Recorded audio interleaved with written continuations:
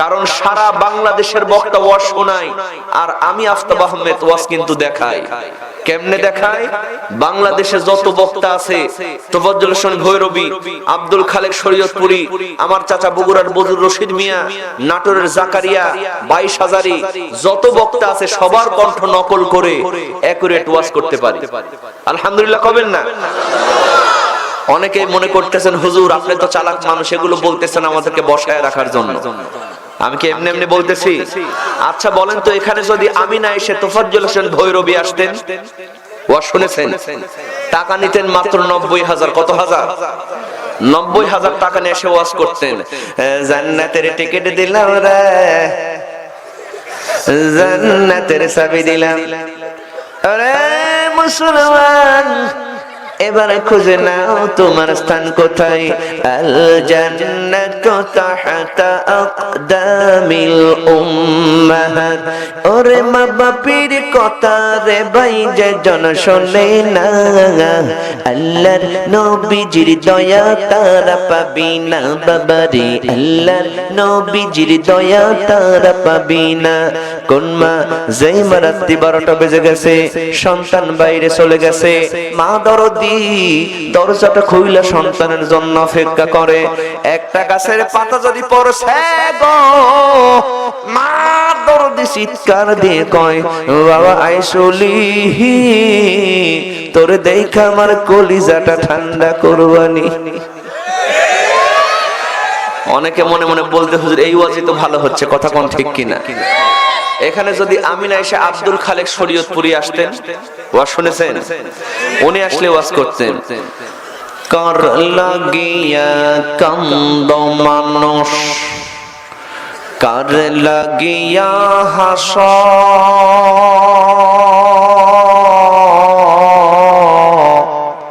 যে তোমারে করল সৃজন তারেই ভুলে আস। এই পৃথিবীর মালিক যিনি, জগতারে নিশিদিনী, ওরে যার হাতেতে মরণ তোমার, যার দয়াতে বাঁচ। কার লাগিয়া কান্দ মানুষ, কার লাগিয়া হাস ভাইজান। কি মিলেছে? এখানে যদি বগুড়ার বজলুল রশিদ মিয়া আসতেন, সাহস নাই, ওমর ফারুক বক্তা এখানে ওয়াজ করে। কি ক্যাসেটে শুনছেন না? চাচা আসলে ওয়াজ করতেন। একটু নেশা নামলে চোখের ভরো, আর একটু নেশা নামলে মুখ, আর একটু নিচে নামলে দাড়ি, আর একটু নিচে নামলে শেয়ারি। হেড স্যার হাত জোরে করো, কয় বাবা কালু রে, আর একটু নিচে নামিস না। যদ্দুর পর্যন্ত নামছস বাবা, এখনো ভদ্র সমাজে চলা যায়, কাপড়ে সুফরে নামলে কিন্তু বিপদ হয়ে যায় বাবা, আর নিচে নামিস না। এখানে যদি নাটোরের জাকারিয়া আসতেন, ভাইজান আমার এই হালাল ঠেকার খাওয়াই আমি কার খাবো, তুমি জবাব দিয়া যাও। কি মিলেছে? এরকম করে যত বক্তা আছে মোনাজাতের আগে সব শোনাবো, রাজি আছেন তো? আমি আসার আগে অনেকে বলছেন হুজুর আপনি 3-4 ঘন্টা ইউটিউবে আজান শুনেছি, মক্কা মদিনা বেতার। আমি বলেছি সব হবে, তবে মোনাজাতের আগে। কথা কোন ঠিক কিনা? রাজি আছেন তো? এবার কারা কারা থাকতে রাজি আছেন দু হাত তুলে আল্লাহকে দেখা। লিল্লাহে তাকবীর, লিল্লাহে তাকবীর। হাত নামান। কথা দিয়ে যারা কথা রাখে না ওদেরকে কি বলা হয়? এইটুক মানুষের মধ্যে আজকে কারা কারা মুনাফিক আছে এটাও খুঁজে বের করা লাগবে। যে উঠে দাঁড়াবে ঠ্যাং ধরে বলবেন তুই মুনাফিক। রাজি আছেন তো? এই যে অনেক মুরব্বীর মন খারাপ হয়েছে, কারণ ওনাদের ডায়াবেটিসের রোগী, মেশিন ঢিল মাঝে মধ্যে ওঠা লাগতেও পারে। কথা কোন ঠিক কিনা? একান্ত যদি কারো দরকার হয় আমাদের অতিথির কাছ থেকে 1 নাম্বার 2 নাম্বার দেখায় ছুটি নেবেন। বোঝেন তো? 1 নাম্বার ছোটরা, 2 নাম্বার বড়টা, এটা দেখায় ছুটি নেবেন। এক মাহফিল এটা বলার পর একজন মাঝখান থেকে 3 নাম্বার দেখালো। আমি বললাম ভাইজান 1 নাম্বার 2 নাম্বার বুঝলাম, 3 নাম্বার কি? কয় হুজুর বিড়ি খাবো। এই বিড়ি খাওয়া প্লেয়ার এখানে আছে না নাই? আমি বললাম ভাইজান কোরআনের বয়ানের এসে বিড়ি খাবেন এটা কেমন কথা? কয় হুজুর সমস্যা নাই, আমি বিড়ি খাওয়ার একটা দোয়া বানায় নিছি। কি দোয়া? কয় আল্লাহুম্মা বারিক লানা ফিহি বিরিটানা। নাউজুবিল্লাহ কবেন না? ধূমপান করা কি যাবে? আল্লাহ পাক হেফাজত করুক, বলো না আমিন। আমরা একসঙ্গে মোনাজাত করে বাড়ি ফিরবো, সকলে বলুন ইনশাআল্লাহ। তাহলে সূরার নাম কি বলেন তো? সূরাতুল আহজাব। আয়াত নাম্বার কত? 36।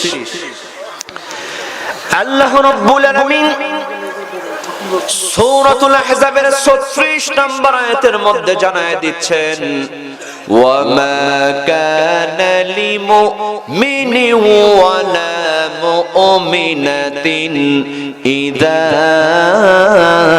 কাদাল্লাহ। চিৎকার দিয়ে বলেন আল্লাহু আকবার। আল্লাহ রাব্বুল আলামিন বলেন, ওয়ামা কানা লিমুমিনিন ওয়ালা মুমিনাতিন, তোমাদের মধ্যে যারা মুমিন বান্দা এবং মুমিন বান্দি, জোরে কোন সুবহানাল্লাহ। আমার ভাইরা, আল্লাহ পাক পবিত্র আল কোরআনুল কারীমের বেশিরভাগ জায়গাতেই ঈমানদারদেরকে সম্বোধন করেছেন ইয়া আইয়ুহাল্লাযীনা আমানু। এই আমানু শব্দ দ্বারা কথা বলেন ঠিক কিনা? এই আমানুর মধ্যে ছেলেও আছে, মেয়েও আছে। কিন্তু আল্লাহ রাব্বুল আলামিন সূরাতুল আহজাবের 36 নম্বর আয়াতের মধ্যে নারী এবং পুরুষ, ছেলে এবং মেয়েকে আলাদা করে ইন্ডিকেট করে বলছেন, ওয়ামা কানা লিমুমিনিন ওয়ালা মুমিনাতিন ইযা কাদাল্লাহু ওয়া রাসূলুহু আমরা। জমিনের মধ্যে মুমিন বান্দা বান্দি হবে যারা আল্লাহ এবং রাসূলের কথা সঙ্গে সঙ্গে মানবে তারা। তার মানে হলো আল্লাহ এবং রাসূলের কথা মানতে গিয়ে আমার যদি জেল হয়, আমার যদি জুলুম হয়, আমাকে যদি ফাঁসির কাস্টে ঝুলা লাগে, মুমিন বান্দা বান্দি হবে যারা ফাঁসির কাস্টে ঝুলতে রাজি হবে তারা, কিন্তু ঈমান ছাড়তে কোনোদিন রাজি হবে না।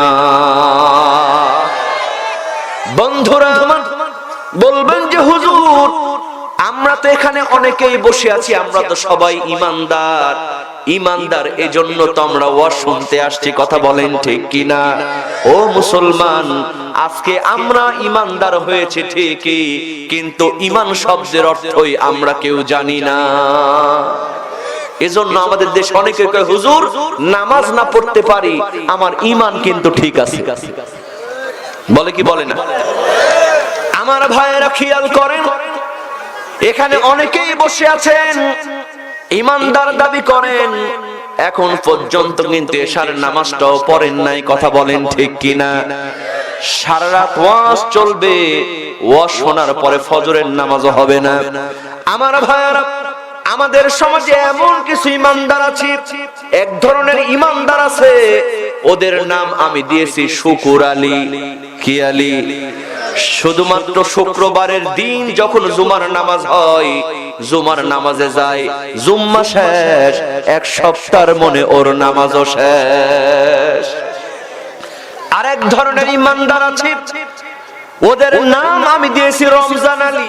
কি আলী? শুধুমাত্র রমজান মাস যখন আসে তখন নামাজ ধরে, রমজান শেষ, এক বছরের মনে ওর নামাজও কিন্তু শেষ। আরেক ধরনের ঈমানদার আছে, ওদের নাম আমি দিয়েছি ইয়াদ আলী। এই নামগুলা থাকলে কি আবার মাইন্ড করেন না? ইয়াদ আলী বললাম এজন্য, সারা বছর নামাজ পড়ে না, শুধুমাত্র 2 ঈদে ঈদগাহে যায়, যাবে না, বউ জোর করে ঠেলে, কি গো সারা বছর তুমি নামাজ পড়ো না, আজকে ঈদের মাঠেও যদি না যাও এলাকার জনগণ কি বলবে? দেখবেন সবার পরে ঈদগাহে যায়, আবার সবার আগে ঈদের মাঠ থেকে চলে আসে। এরা হলো ইয়াদ আলী মার্কা ঈমানদার, কথা বলেন ঠিক কিনা? আরেক ধরনের ঈমানদার আছে, ওদের নাম আমি দিয়েছি মতলব আলী। কি আলী? মতলব আলী। যখন নির্বাচন সামনে আসে পাঞ্জাবি টুপি লাগায়া হুজুর দেখলে কয় হুজুর সালাম আলাইকুম সালাম আলাইকুম, আগে শালা তারপরে দুলাভাই। আছে না নাই? সেরকম এক মক্তব আলী মসজিদের ইমাম সাহেব কয় হুজুর সালাম আলাইকুম সালাম আলাইকুম। ইমাম সাহেব মনে মনে চিন্তা করে ব্যাপার কি, সারা জীবন ভালো করে কথা কয় না, খালি ইমাম সাহেবের পিছনে ভুল ধরে। আছে না নাই? দেখবেন আমাদের সমাজে কিছু টাইলতেলে গোয়ারদার আছে, ইমাম সাহেব যদি জোরে জোরে রাস্তা দিয়ে হাঁটে ওরা চায়ের স্টলে বসে মন্তব্য করে নিশ্চয়ই হুজুরের কারো বাড়িতে দাওয়াত আছে, এজন্য হুজুর জোরে জোরে হাঁটতেছে। ইমাম সাহেব যদি আস্তে আস্তে হাঁটে কয় এমন খাওয়া খাইছে পরের বাড়ির, খায় আর লড়তে পারে না। ইমাম সাহেব যদি এদিক ওদিক তাকায় কয় হুজুরের নজর খারাপ। ইমাম সাহেব যদি মাথায় ঘোমটা দিয়ে রুমাল দিয়ে হাঁটে দেখো ভীমরতি ধরছে। আছে না নাই? আবার এমন কিছু প্রশ্ন করে এরা হুজুরকে আটকায় দেওয়ার চেষ্টা করে। আছে না নাই?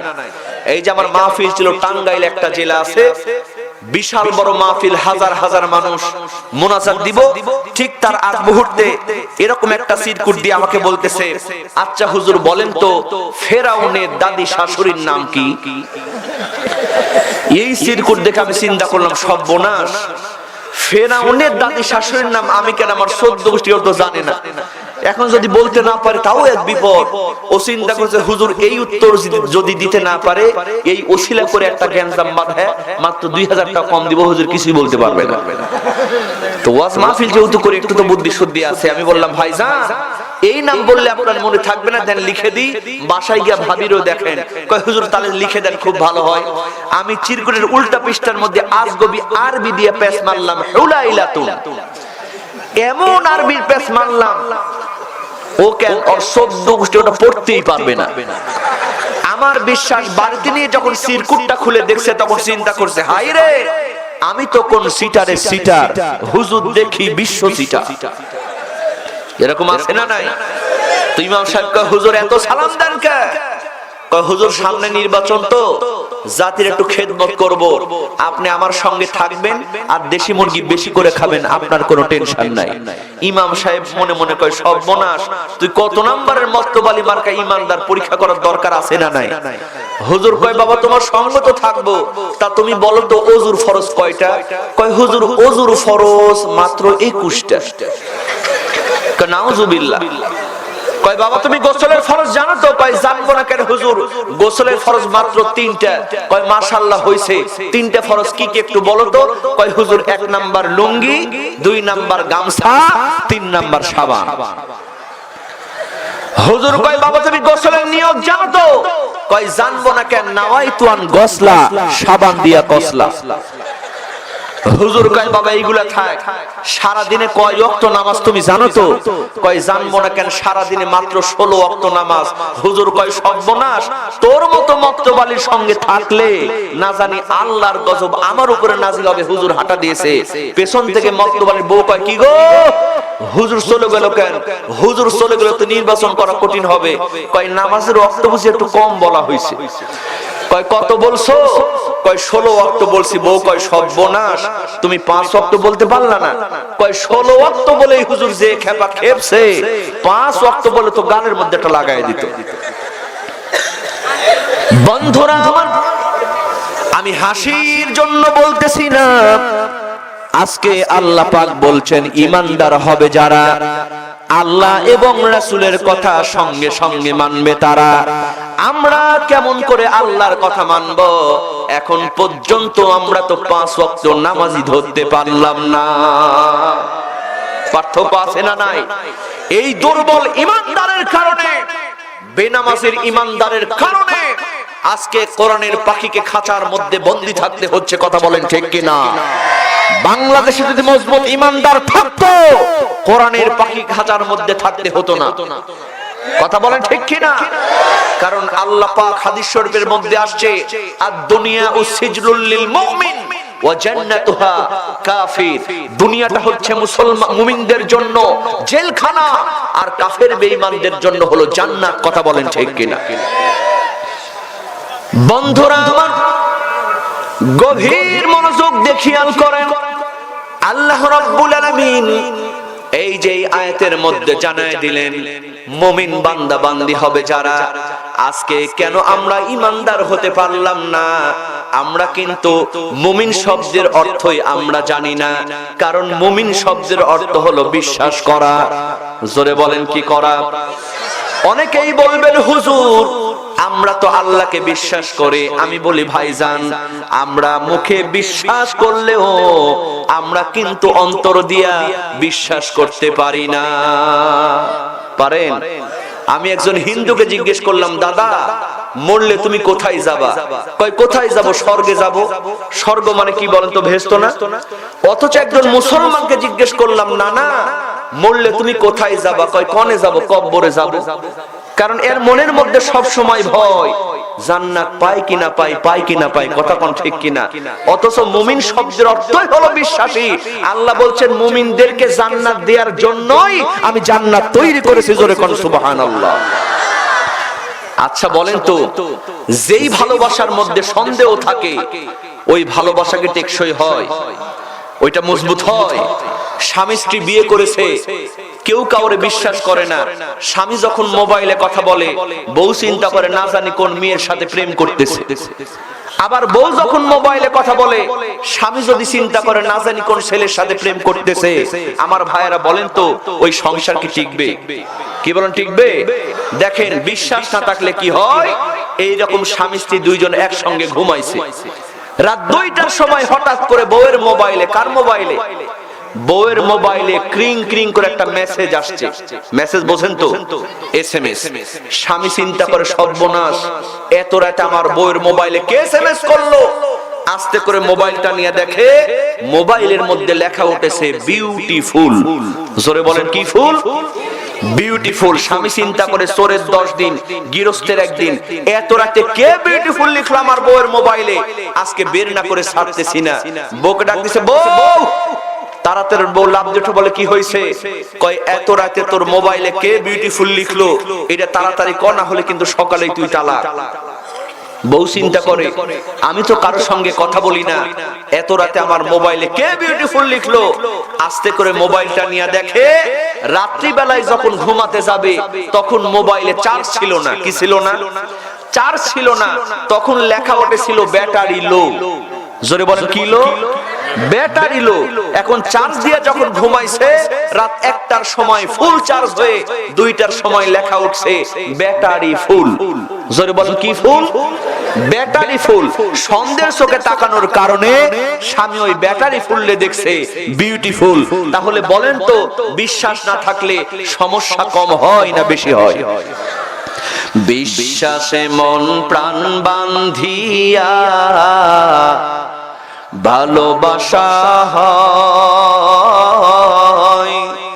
অবিশ্বাসের মাঝে দেখি কেউ তো কারণ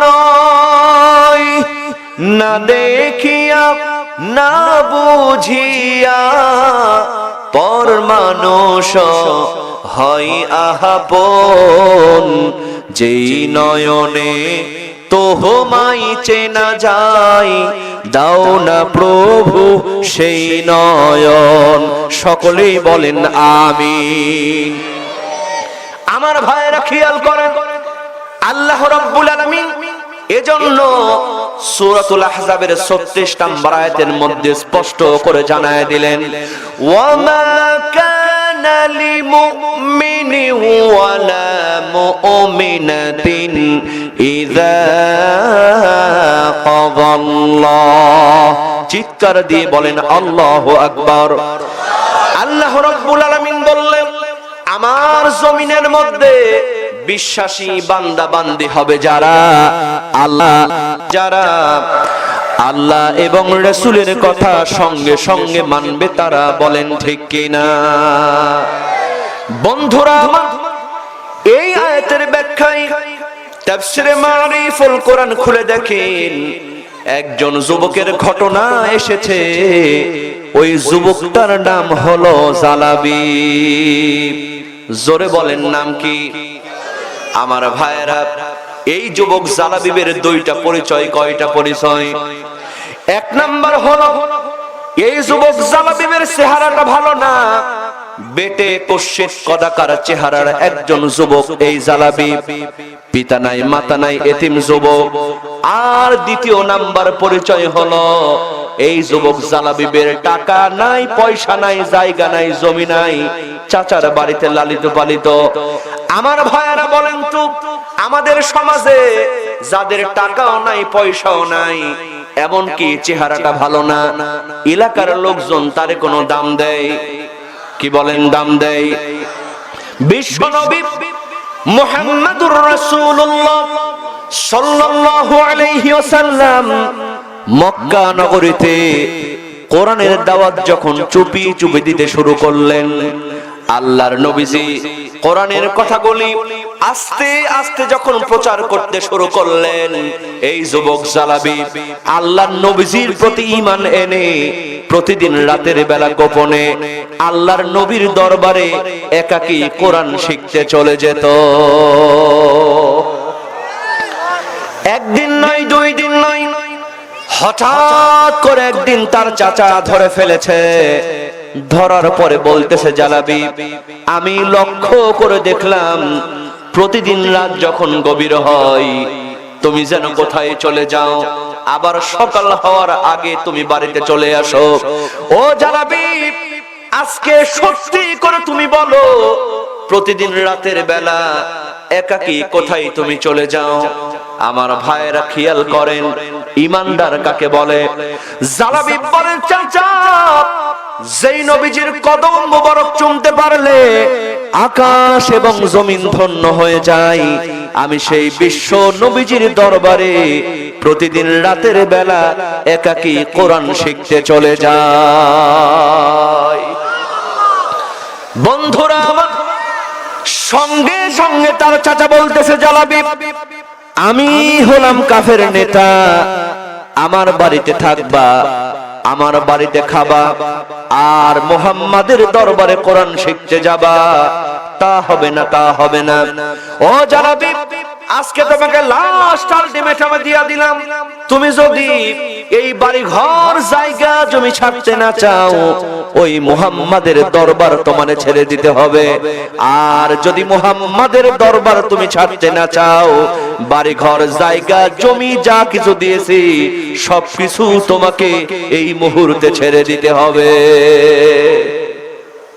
বন্ধুরা আমার, সঙ্গে সঙ্গে জানাবি চোখের পানি ছেড়ে দিয়ে বলেন, চাচা বাড়ি ঘর জায়গা জমি তো দূরের কথা, তোমার গায়ে যত শক্তি আছে সমস্ত শক্তি দিয়া আমাকে মেরে বাড়ি থেকে যদি বের করে দাও, আকাশ এবং জমিন আমি ছেড়ে দেব, কিন্তু বিশ্ব নবীজির দরবার আমি ছাড়তে পারবো না।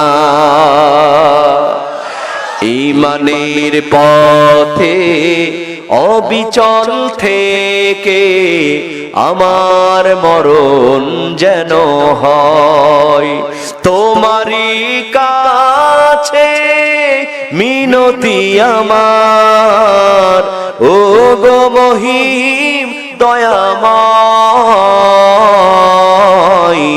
ঈমানের পথে অবিচল থেকে আমার মরণ যেন হয়। চিৎকার দিয়ে বলেন মারহাবা। আমার ভাইরা, ওই জালাবি ঈমান আনার কারণে বাড়ি ঘর জায়গা জমি ছেড়ে দিল। আর আজকে আমরা এমন ঈমানদার হলাম, যেদিকে বৃষ্টি হয় ওদিকেই ছাতা ধরি। আছে না নাই?